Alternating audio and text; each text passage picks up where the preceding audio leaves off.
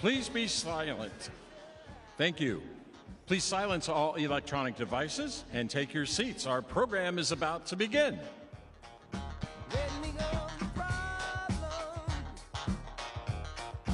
Do all that you can. Keep me daydreaming. Keep me going strong. You don't want to save me. Sad is the song.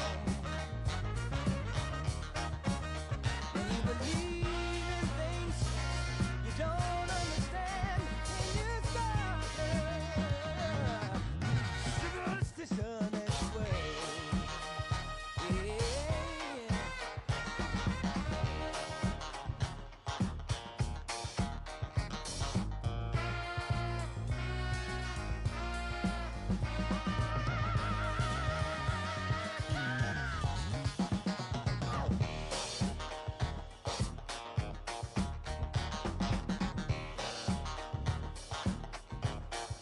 Very superstitious, nothing more to say. Very superstitious, the devil's on his way. 13 months old baby, broken looking grace. 7 years of bad luck. The things in your past. When you believe in things that you don't understand, and you suffer. Superstition is the way. No, no, no.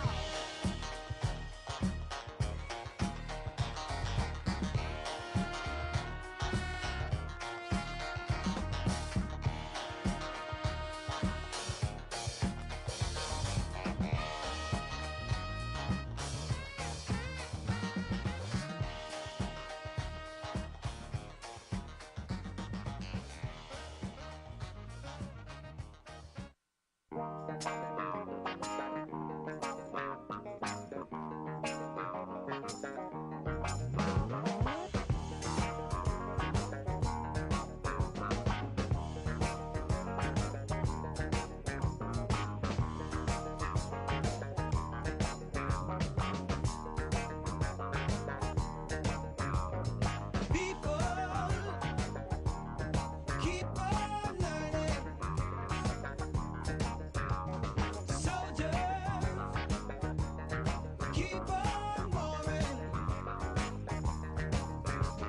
World keep on turning. 'Cause it won't be too long.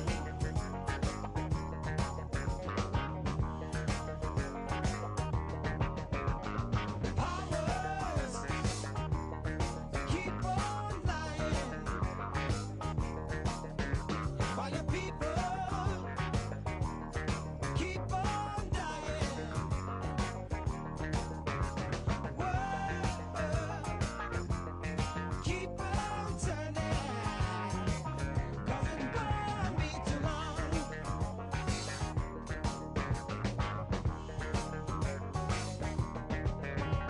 I'm so darn glad it let me try it again.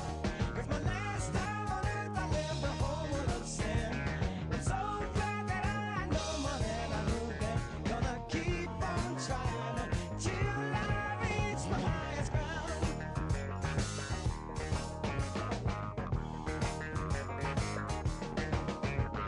Teachers keep on teaching. Preachers keep on preaching. World keep on turning, 'cause it won't be too long. Oh no.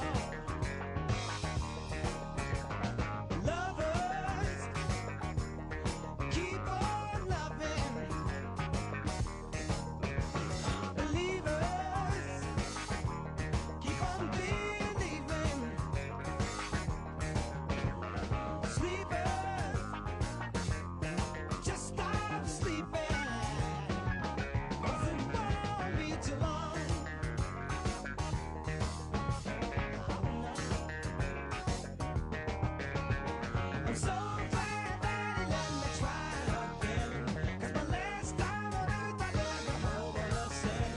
I'm so glad that I know more than I knew then. Gonna keep on trying till I reach my highest ground.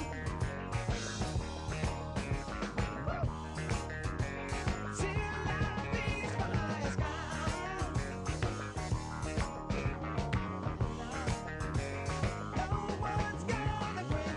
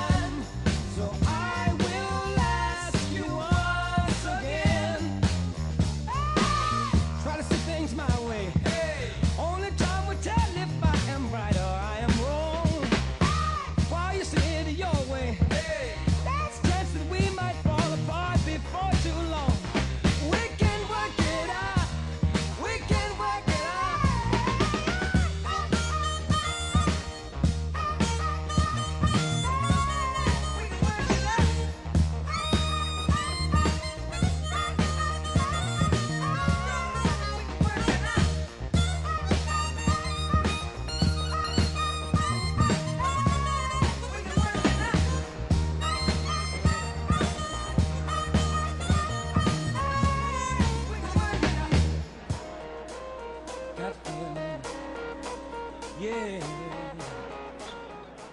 And now, please welcome to the stage UAW President Shawn Fain. Take a stand, take a stand. Everybody, come take my hand, come take my hand. We'll walk this road together through the storm, whatever weather, cold or warm. Just let me know that you're not alone. Holla if you feel like you make it All right. I shouldn't have to rhyme these Let's words do in it. the rhythm for you to know it's a rap. You said you was king, you lied through your teeth. For that, Yes. your feelings, instead of getting crowned, you're getting capped. And to the fans, I'll never let you down again, I'm back. I promise to never forget. UAW, UAW, UAW, UAW.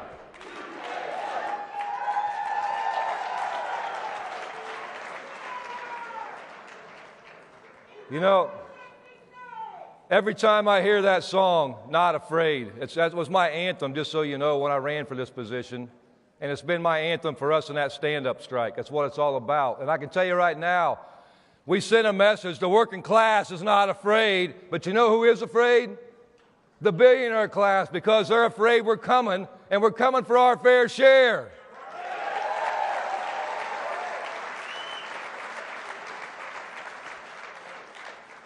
Good afternoon, UAW family. You know, as we near the end of our CAP conference, first of all, I want to thank all of you. Thank you all for being here, for being focused and doing what you do, because now we know what our marching orders are. You know, this has been an inspiring few days of strategy, discussion, and planning for the fights ahead.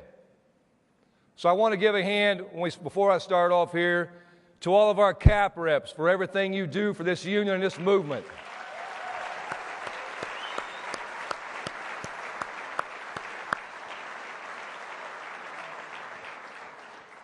I want to recognize our fantastic CAP staff who have worked so hard to make this event a success.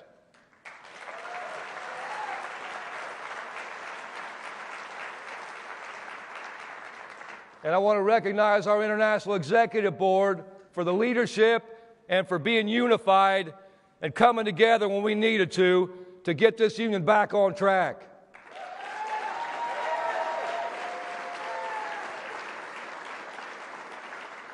And most of all, I want to recognize our members across this country in every sector who are the only reason we're here and who are the true leaders of our movement.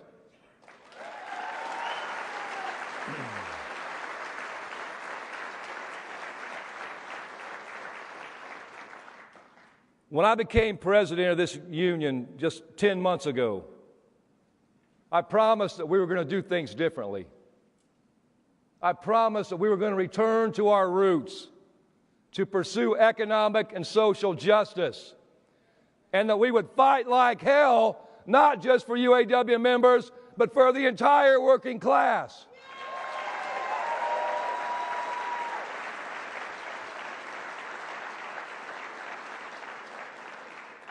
And that's exactly what we've done. And that's exactly what we're going to continue to do. With that said, we know there are many outside of this room who doubted our movement, who doubted our strength, and who doubted our resolve. When we went on strike against the Big Three, you'll remember many of the talking heads dismissed our demands as unrealistic. They said workers could never win back cost of living, but we did.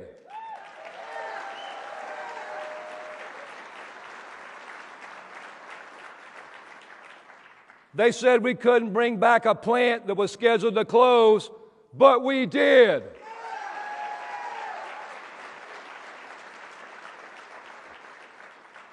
They said we'd never be able to make EV jobs good jobs. They said we'd never get that work under our master agreements, but we did.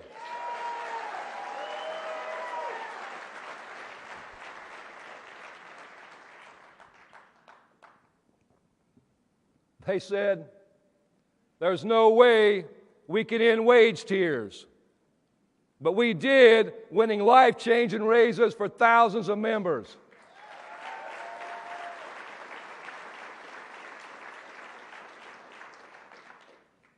They said we couldn't bargain for one of our most important groups, our retirees, but we did.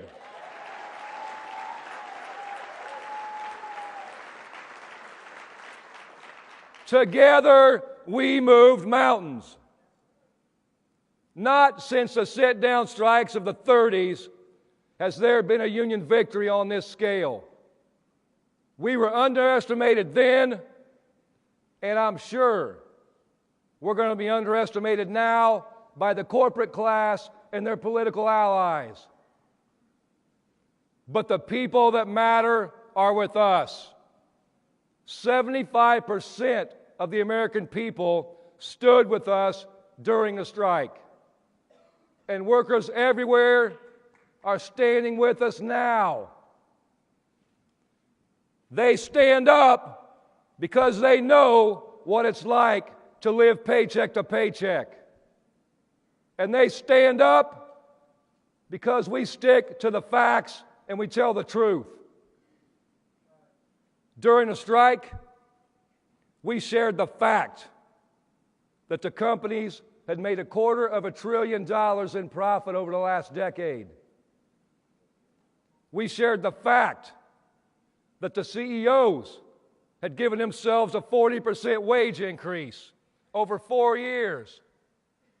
And we shared the fact that workers had fallen further and further behind. And finally, and perhaps most importantly, the American people stand with us because they understand that our movement is fighting for every last working class American.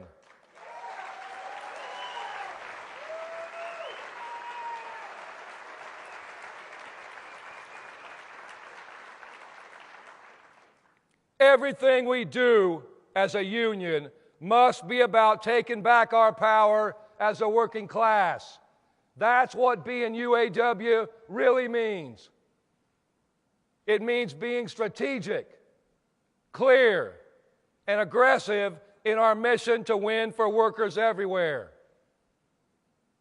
Working class people are hurting. For decades, we've been ignored at best and trampled on at worst. But we are the vast majority of society. We have the numbers and we have the votes. When we stand united, we put fear in the hearts of the billionaire class.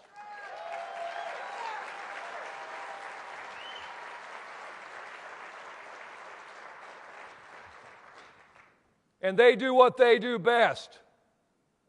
They try to weaken us by dividing us. It's an old trick the billionaire class plays, and it's effective. Time and time again, the wealthy divide the masses as the rich walk away with all the money. They try to divide us by gender. They try to divide us by nationality. They try to divide us by race. They act like how you live your life, or where you were born, or what color your skin is a threat to the person next to you on your work site.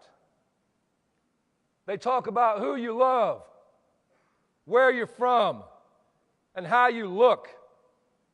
The reason they do that is so they don't have to talk about who you work for, where the profits go, and who benefits.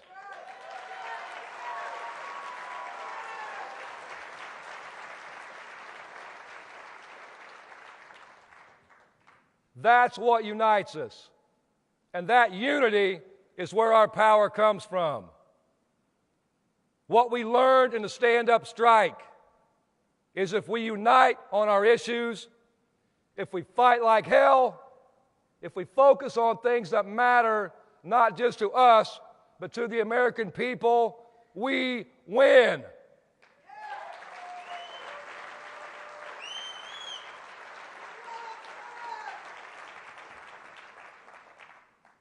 Our stand-up strike wasn't just about one contract. It's about a fight for a living wage. It's about a secure retirement. It was about health care. And it's about taking our time back and taking our lives back.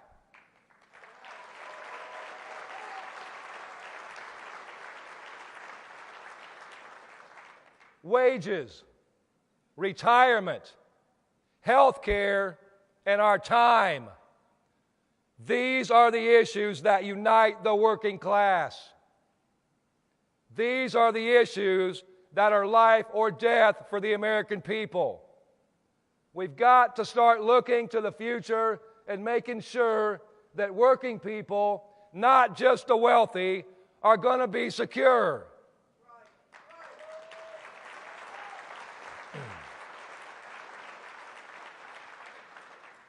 You know, we've heard a lot about a just transition. Advances in technology don't have to lead to plant closings or leave the remaining workers working harder than before. We should be the masters of technology, not let it master us and force us to work even more for less.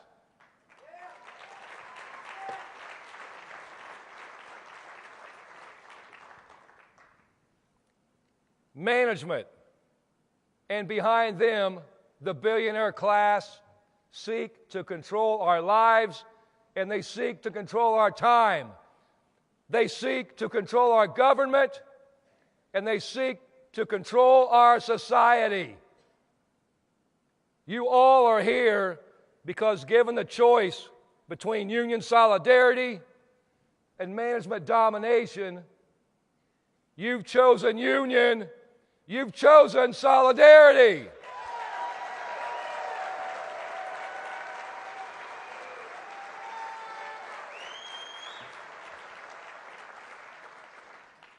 And you know, I know there's some people that want to ignore this election.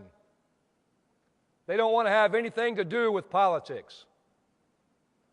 Other people want to argue endlessly about the latest headline or scandal or stupid quote. Elections aren't about just picking your best friend for the job or the candidate who makes you feel good. Elections are about power.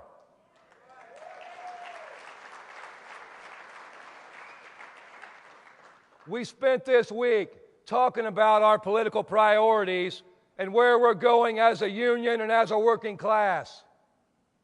And we've shown in our stand-up strike that we know how to win against the boss. But there's a bigger boss out there. The billionaire class and their backers here in Washington, D.C. That's what we're up against. So we're going to fight like hell for retirement security for the entire working class.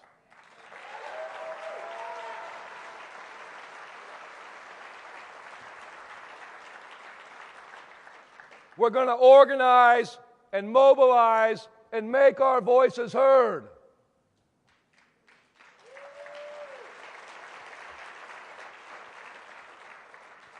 This November, we can stand up and elect someone who stands with us and supports our cause, or we can elect someone who will divide us and fight us every step of the way.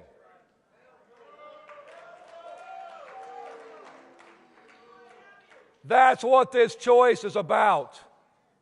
The question is, who do we want in that office to give us the best shot of winning?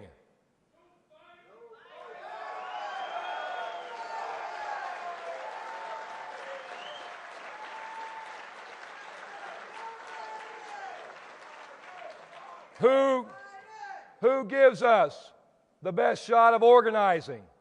Who gives us the best shot of negotiating strong contracts?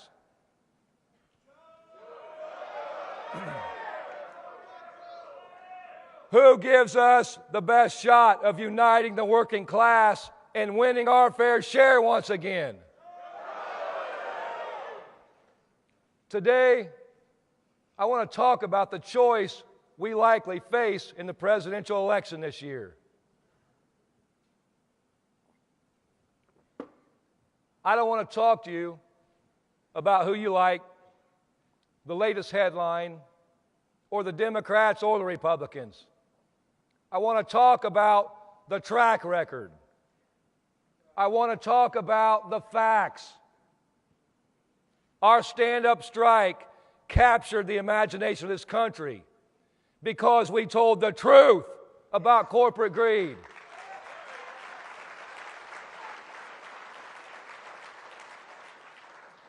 We said what needed to be said, and we talked about the facts that matter to working class people everywhere in the UAW and beyond.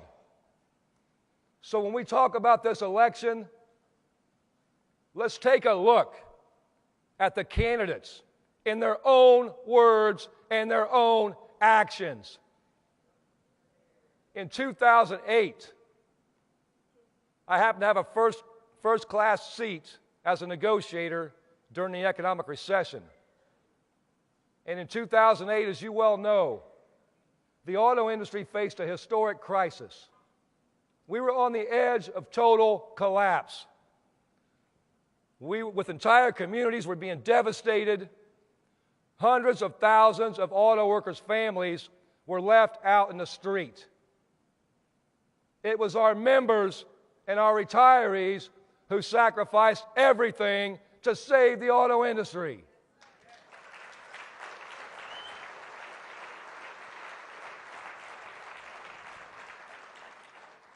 In that moment, Donald Trump said, and I quote, "I think that the unions are really hurting very badly what's going on with the auto industry," end of quote.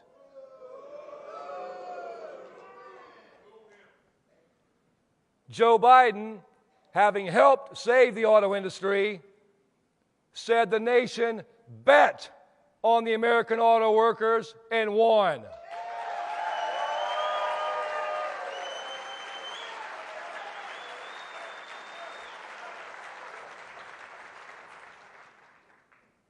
In 2015, when he was first running for president, Trump went even further. He said the concessions we took weren't enough. He wanted to do a rotation in the auto industry of the jobs in Michigan and the Midwest, so union auto workers would be begging for their jobs back at lower pay. He wanted to put the race to the bottom on steroids to screw the American working class.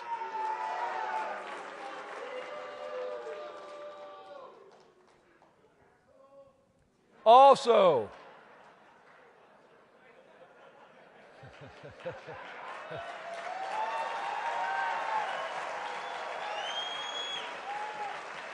I love the fire. Love the energy. Also in 2015, we have some workers you saw earlier from Volkswagen. In 2015, people may have forgotten this. We won our first election of a group of skilled trades workers at Volkswagen.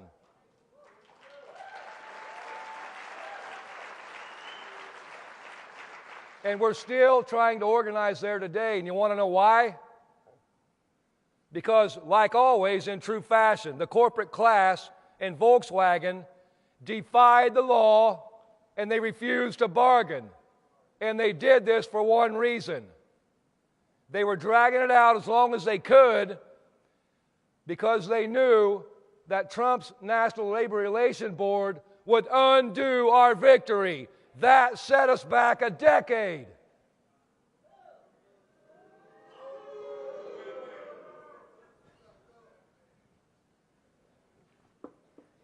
President Biden, on the other hand, has made changes at the National Labor Relations Board that have opened new opportunities for organizing.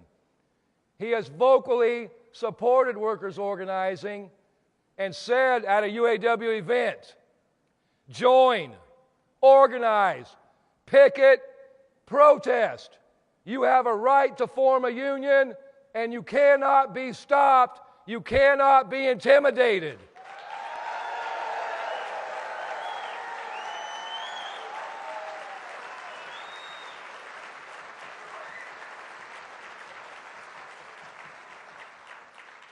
It matters who runs the National Labor Relations Board.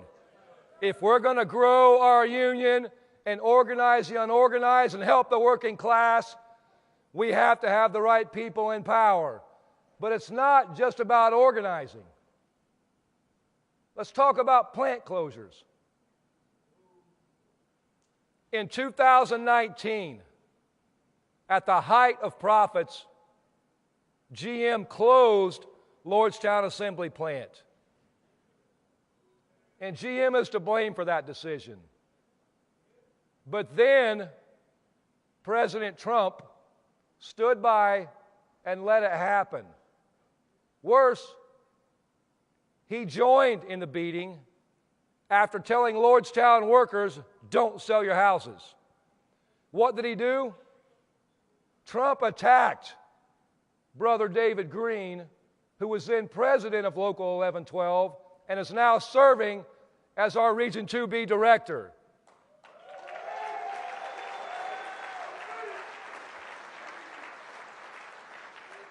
Trump said our union dues were to blame for the plant closure, when we all know it was all about corporate greed.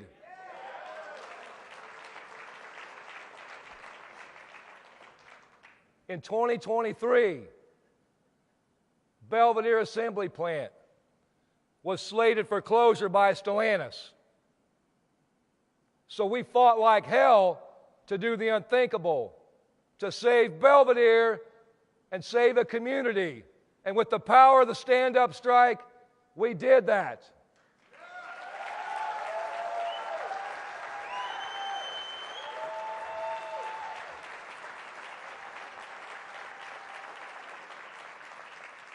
But what I don't want you to forget is we also, in that fight, had the President of the United States by our side every step of the way.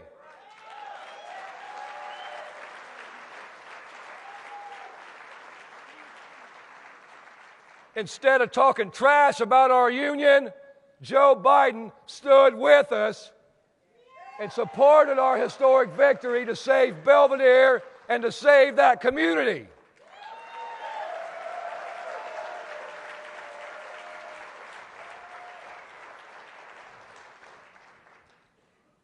And let's talk about making history. Rarely, as a union, do you get so clear of a choice between two candidates. In 2019, and I want you guys to pay attention to these two slides we're about to show you. In 2019, our members were out there holding the line at GM on a national strike for 40 days.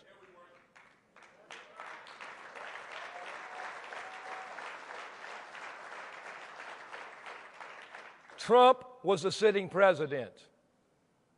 And I want to show you a picture of what Trump said and what actions he took to help the American auto workers striking at GM when he was president.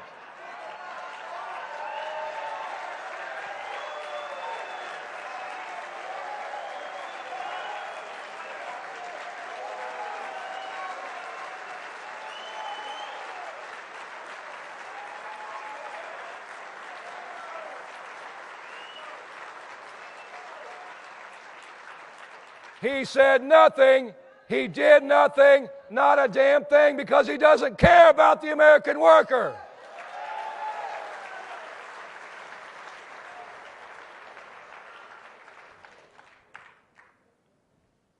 Now here's what Trump did to help the American auto worker in our 2023 historic stand-up strike now that he's running for president.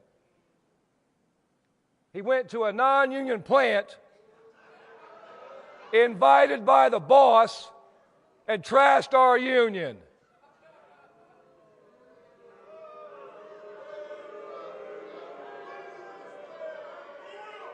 That's right. And here is what Joe Biden did during our stand-up strike. He heard the call, and he stood up, and he showed up.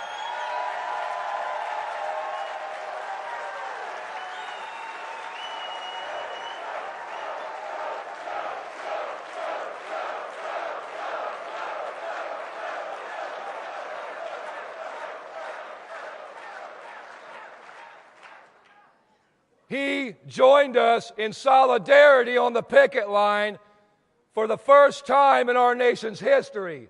A sitting president has ever done that.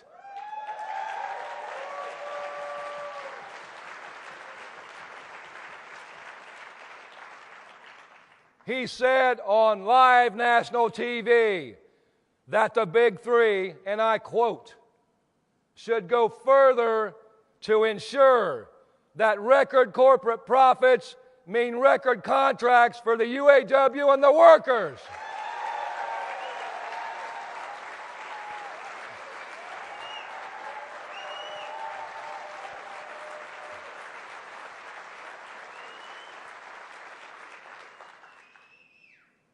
So that's a choice we face. It's not about who you like. It's not about your party. It's not this bullshit about age. It's not about anything but our best shot at taking back power for the working class.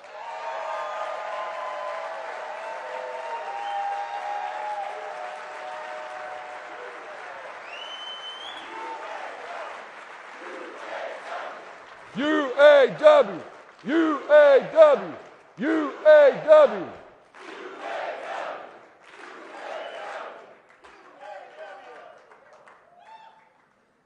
Donald Trump is a scab.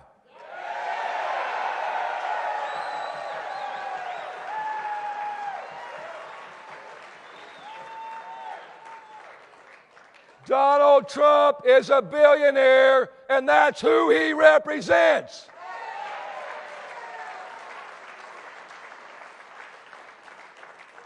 If Donald Trump ever worked in an auto plant, he wouldn't be a UAW member. He'd be a company man trying to squeeze the American worker.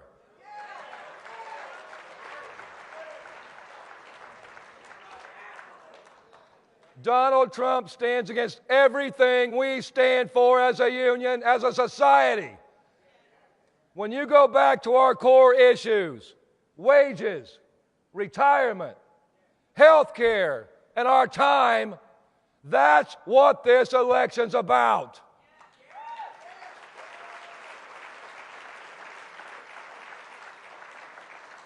This election's about who will stand up with us and who will stand in our way.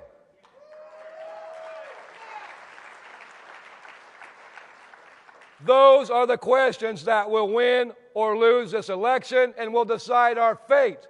Those are the questions that will determine the future of our country and the fate of the working class.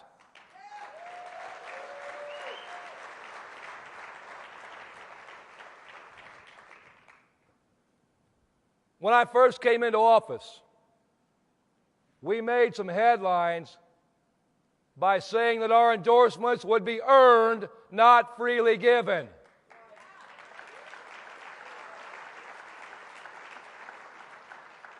We've said we'd stand with whoever stood with us in our fight.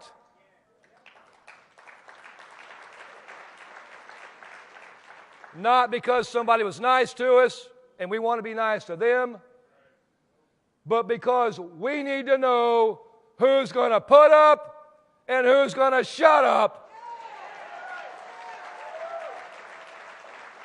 And going even further, we need to know who's going to stand up with us.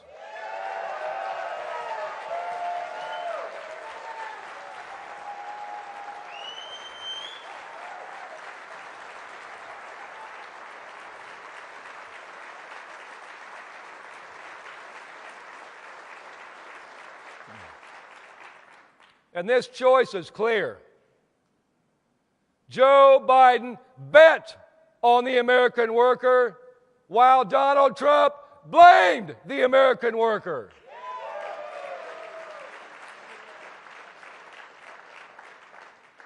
We need to know who's going to sit in the most powerful seat in the world and help us win as a united working class. So if our endorsements must be earned, Joe Biden has earned it.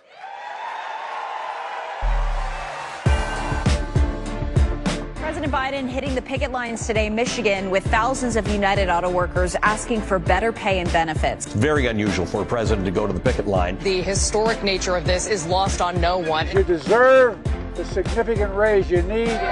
We saved them. It's about time them to step up for us. Thank you. And it's evident that President Biden's visit here today struck a chord with the labor movement in Michigan and has sent a signal around the country. Any president that puts their money where their mouth is, he said he'd walk the picket line, and he is, and he's walking the walk and talking the talk. You've heard me say it many times. Wall Street didn't build the country. The middle class built the country. And unions built the middle class. You previously said this isn't about any president, current or former. You seem to want to keep politics out of it. The UAW has yet to endorse President Biden's reelection. So why host President Biden at the picket line today? We put an invitation out there for people to join us, and the White House responded right away. It was great to see that, and we've never seen it before in the history of this nation. For a sitting president, for the first time in our history, to visit a picket line, I think that goes a long way in showing where he stands with working class people. Thank you, Mr. President, for coming.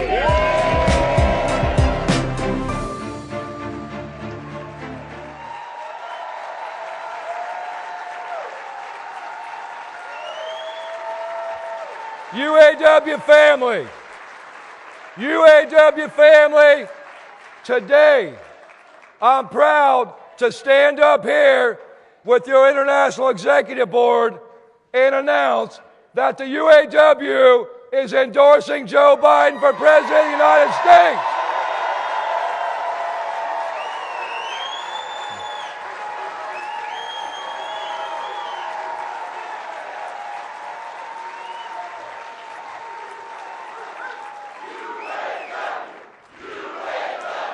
UAW, UAW, UAW. And I am honored now to invite President Joe Biden to come and address our great union and join us in our fight for economic and social justice for the UAW and the entire working class. So UAW family, let's stand up and welcome the man who stood up for us. Please welcome the current President of the United States. We will re-elect Joe Biden.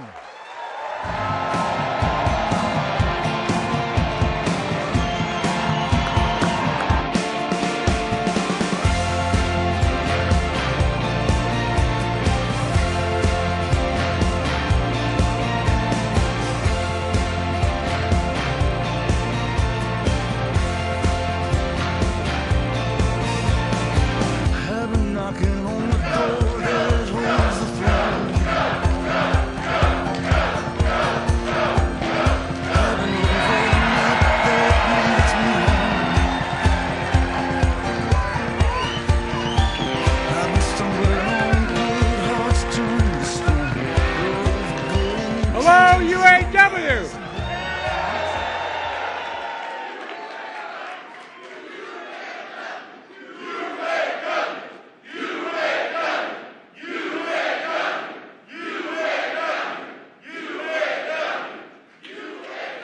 It's great to be home. One of the best unions in the world. You look out for one another.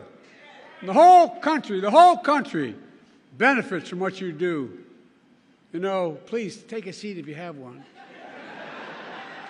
You're tough as they come, starting with your president, Sean Fain, a leader with backbone, a backbone like a ramrod.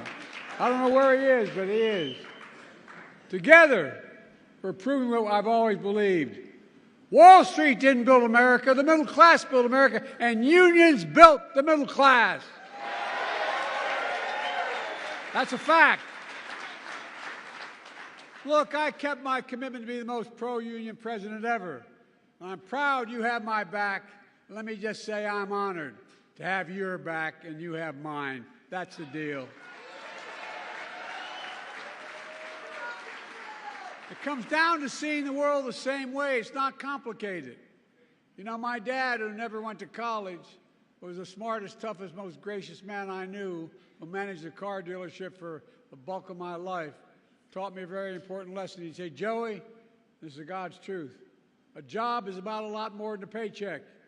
It's about decency. It's about your dignity. It's about your place in the community. It's about being able to look your kid in the eye and say, honey, it's going to be okay, and mean it. And mean it.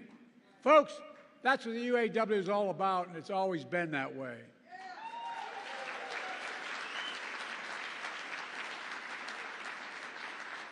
Just after the UAW was founded nearly 90 years ago, it launched what historians call the most important strike in the 20th century. Flint, 1936. Walter Reuther organized a sit-down in the factory. They weren't sure what would happen. They were worried about getting beat up, but they were determined. They were determined. And it took 44 days, but they won the first collective bargaining victory in American history.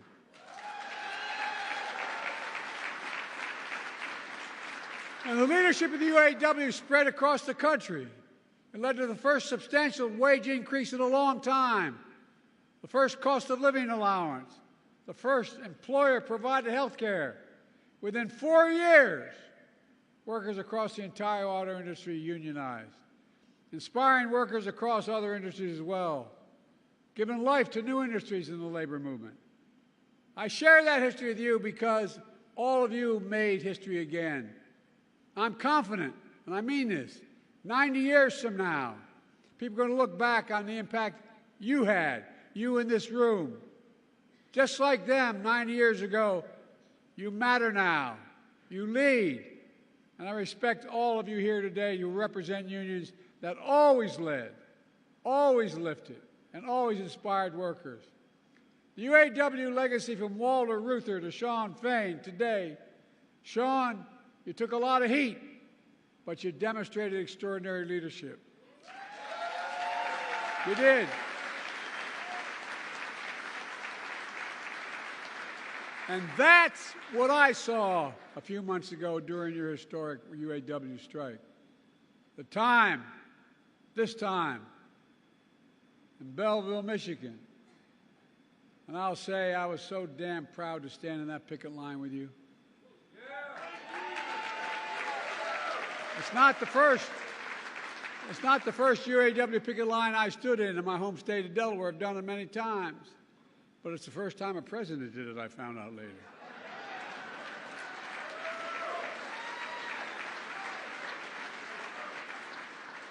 I've always fought for a strong auto industry, with UAW-built cars leading the world. This is about a simple proposition. You built these iconic companies. You built GM. You built these companies. You sacrificed to save them in the worst of times. And you deserve to benefit when these companies thrive. As Shawn said, record profits mean record contracts. I'm serious. And that's what you got, record wage increases, winning back cost of living adjustments, greater retirement security, more paid leave, and eliminating tears. Whoa, whoa, whoa, whoa, whoa. You all know my position. I'm tired. I've tried, I'm tired about jobs going overseas, having products shipped to. Look, during the Trump administration, a lot of administrations before that, what'd they do? So many people around America lost their sense of pride.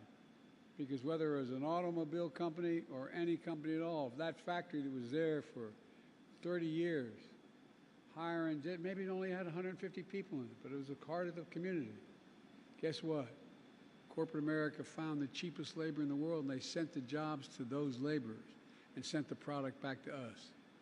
But not anymore. We're building product here and shipping it overseas. Buy America and build America. I mean it. And what's really important, you made sure the auto future of the world will be made in America. Oh, I mean it. You know, I'm going to digress just a second. Most people don't know that back in the 30s, when Roosevelt was talking about the value of unions, he didn't just say unions are okay. He said any product that, in fact, the Congress, any money that Congress gives the president to spend to build a product, whether it's an aircraft carrier, an automobile, a tank, or a staircase, no matter what that was, it should be built.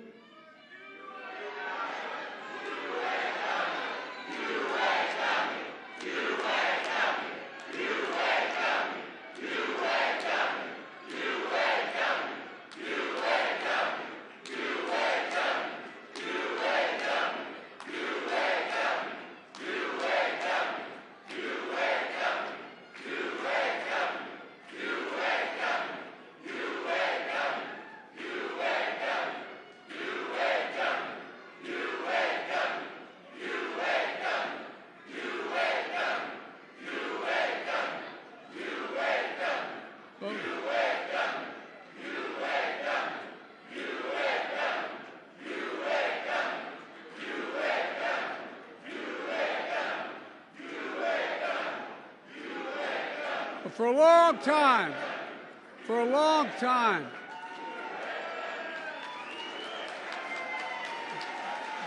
time,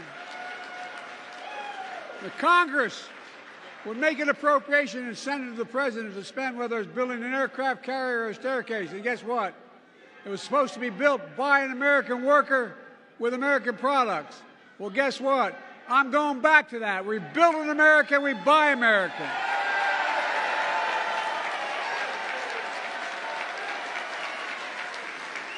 And here's what y'all did. You won commitments from the big three to create thousands of more jobs, to invest tens of billions more dollars, building an auto future made in America. It wasn't just about what you did for the UAW workers. The fact is you've transformed the entire auto industry. That's not yet unionized, or as we call that, the UAW bump. Because of you, Toyota, Volkswagen, Nissan, Tulsa all gave their workers double-digit raises. Because of you, workers across the country have seen the largest wage increases for workers building cars and trucks and any other transportation equipment in nearly 30 years. Thousands of these workers are already asking to join your union. Even before this, the UAW has been expanding its reach to workers in auto plants and from auto plants to casinos. You can tell I don't spend much time there. But guess what most people don't know? But the UAW represents researchers in higher education and workers. And because of this union, I'm pleased and proud that you expanded the UAW to include 5,000 researchers at the National Institute of Health, UAW workers.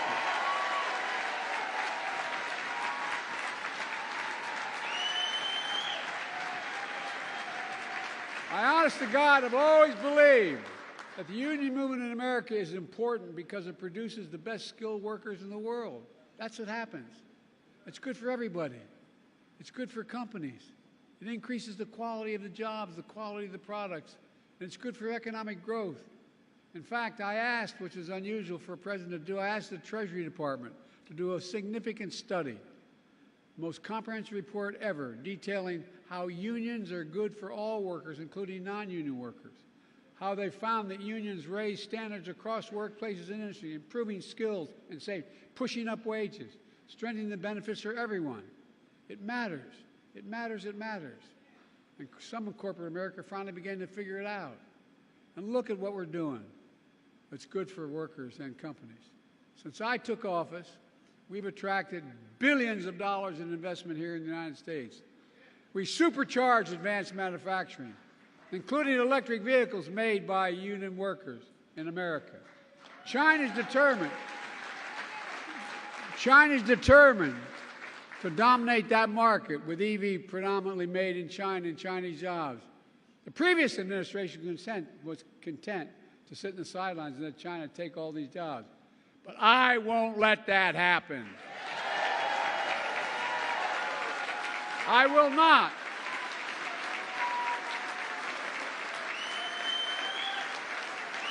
That's why I pushed and drafted the CHIPS and Science Act, investing more than $50 billion in manufacturing semiconductors here at home. Automobiles today require 3,000 chips of these chips to be made. That's why my bipartisan infrastructure law is building a network of 500,000 electric vehicle charging stations all across America, installed by your brothers and sisters at the IABW. That's what's doing it.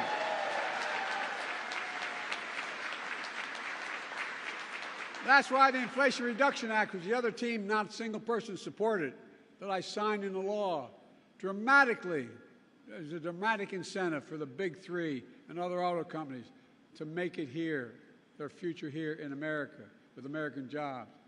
Jobs that we want to make union jobs. That's why I announced $12 billion to help companies that respect their workers implement a just transition to electric vehicle future. Because I strongly believe that companies transitioning to new technology should retool, reboot, and rehire in the same factories, in the same communities with comparable wages.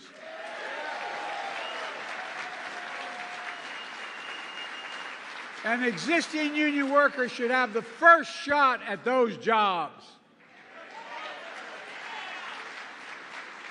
As Sean said, I appointed historically pro-union National Labor Relations Board because I don't believe any company should be using threats or tactics to stand in the way of workers' rights to organize, period.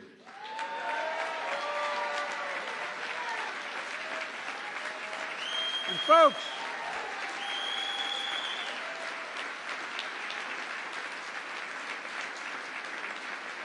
you've been very patient, sitting a long time, but these investments are paying off. Since I came to office, by the way, the last guy said he's hoping for a recession.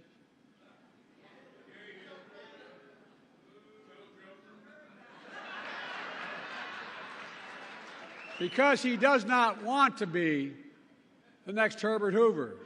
He's already Herbert Hoover. He's the only president other than Herbert Hoover who lost jobs when he was president. Look, since I came to office, with your help, we've created 14 million new jobs. 14 million.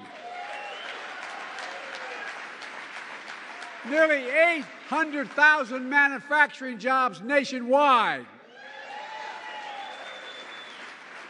And that means we're creating American jobs and exporting American products instead of the other way around like we saw for too long. Unemployment has been below 4% for the longest stretch in 50 years, and it's going down. Wages are up. Household wealth is up.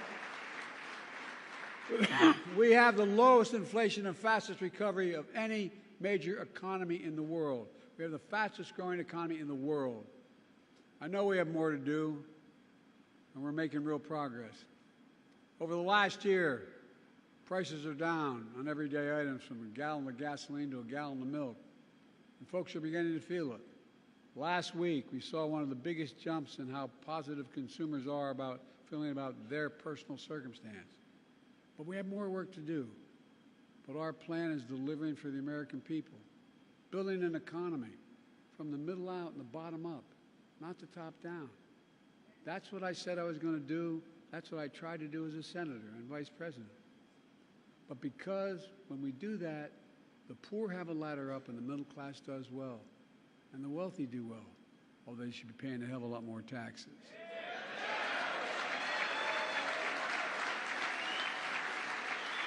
We all do well. It's called Bidenomics. If you notice, all the major economists who are talking about there's going to be a recession next week, next month, all of a sudden, they're seeing the Lord. I'm a little worried. Some of the major economists in American history are now giving me credit. It's like, oh, God, what's going on?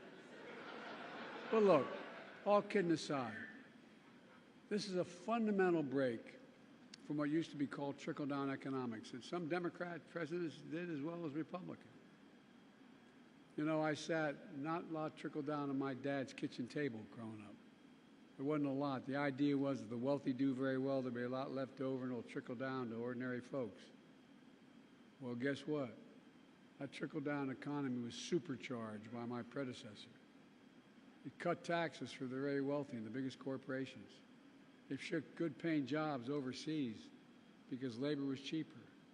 It shrank public investment in infrastructure and education, invested less. It hollowed out entire communities, closing factories. I'm not making this up. You know this to be true. Closing factories, attacking unions, leaving too many Americans behind. In fact, when Donald Trump was in office, 6 auto factories closed around the country. Tens of thousands of auto jobs were lost nationwide during Trump's presidency. During my presidency, we've opened 20 auto factories and more to come. We've created more than 250,000 auto jobs all across America. And while I stood in solidarity with you on the picket line, as your president said, I went on a picket line, Donald Trump went to a non-union shop and attacked you. Let me tell you something I learned a long time ago. If I'm going to be in a fight, I want to be in a fight with you, the UAW. With you. No, I mean it. We have a big fight in front of us. We're fundamentally changing the economy of this country, and everybody's getting a little worried about it. The very powerful. Some are seeing the light.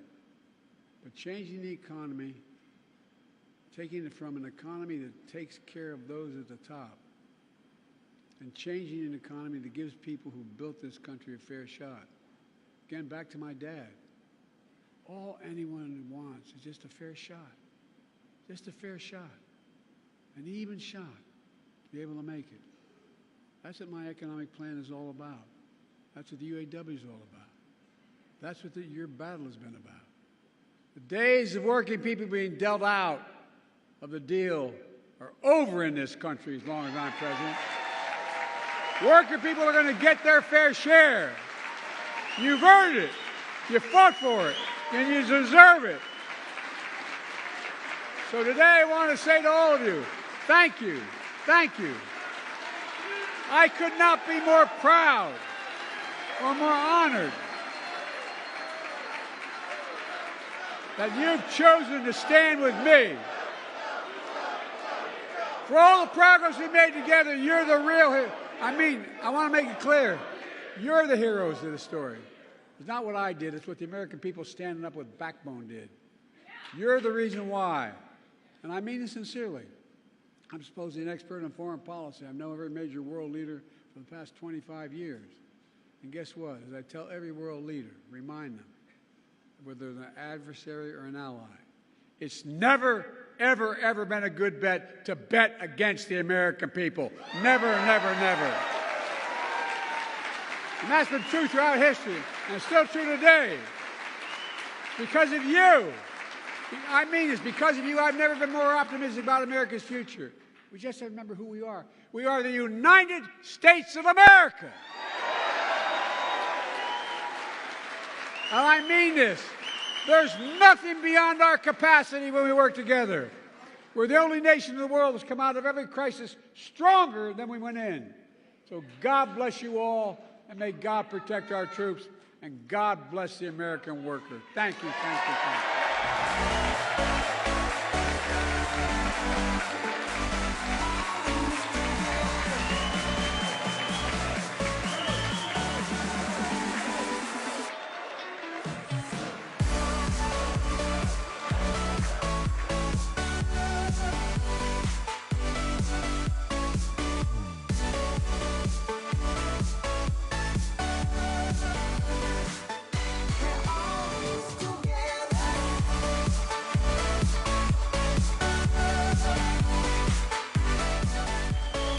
Every time I'd walk out of my grandfather Finnegan's house up in Scranton, he'd yell, "Joey, keep the faith."